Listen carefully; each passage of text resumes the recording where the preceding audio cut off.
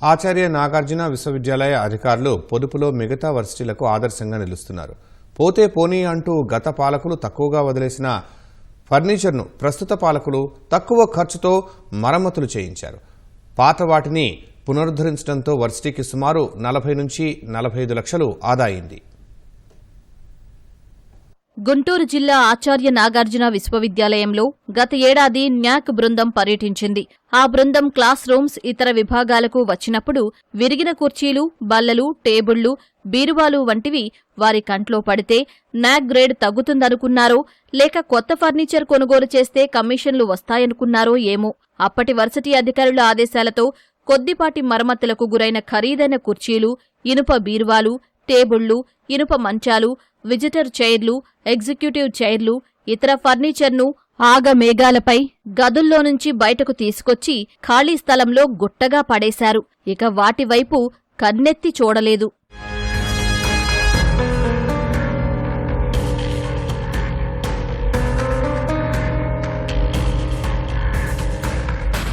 కూటమి ప్రభుత్వం అధికారంలోకి వచ్చిన తర్వాత విశ్వవిద్యాలయానికి నూతన అధికారులను నియమించారు.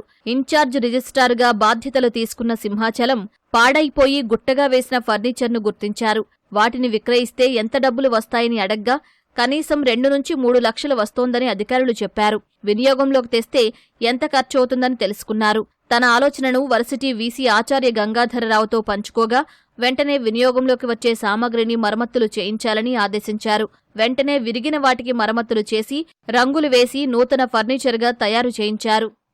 కొంత సామాను పనికిరావనేది గుట్టగా వేయటం మూలన ఇక్కడ పాములు ఇవన్నీ చేరతలేని తరలించాలి అంటే గుంటూరులో వర్క్షాప్ అతను ఒకరోజు వచ్చేసి మొత్తం చేసేసి సార్ చేయగలను అని తీసి ఒక 20 బీరువాలు సిద్ధం చేశాం. అట్లాగే కుర్చీలని, తర్వాత విజిటర్ చైర్స్, మంచాలు వీటన్నిటికి కూడా తీసేసి వివిధ వర్కర్స్ ఇట్లా ఎవరైతే స్కిల్డ్గా ఉన్నారో వాళ్ళందరినీ తీసుకొచ్చేసేసి కమిటీ ద్వారా రేట్లు నిర్ణయించేసేసి ఆ రేట్లు కూడా మాకు తెలిసి ఒరిజినల్ కాస్ట్ మీద 20% కంటే అవ్వలేదు మాకు రిపేర్ ఛార్జెస్.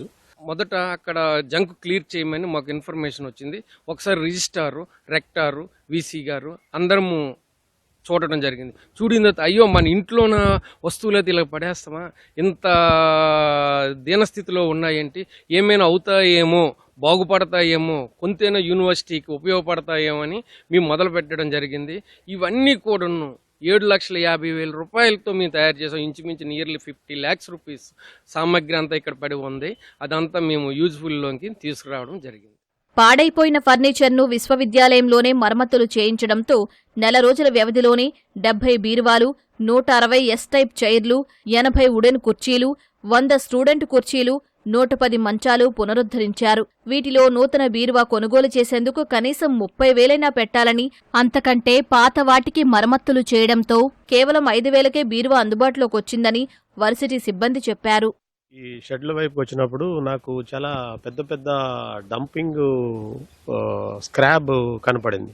ఇందులో కొన్ని వస్తువులు పనికొస్తాయని కూడా నేను గమనించడం జరిగింది. అన్అఫిషియల్ గా కొంతమందిని తీసుకొచ్చి చూపించడం, వాళ్ళు చేయగలవండి చేస్తానని చెప్పంగానే నేను వైస్ ఛాన్సలర్ గారి దృష్టికి కూడా తీసుకుని వెళ్ళాను. So with the support of the vice chancellor and we constituted a committee. తర్వాత నేను కూడా వాళ్ళతో పాటు టైం టు టైం పర్యవేక్షించడం కూడా జరిగింది. ఉన్నతాధికారుల చొరవతో 40 లక్షల విలువైన ఫర్నిచర్ను కేవలం 7 లక్షలతో వినియోగంలోకి తీసుకొచ్చారని అధ్యాపకులు అభినందిస్తున్నారు.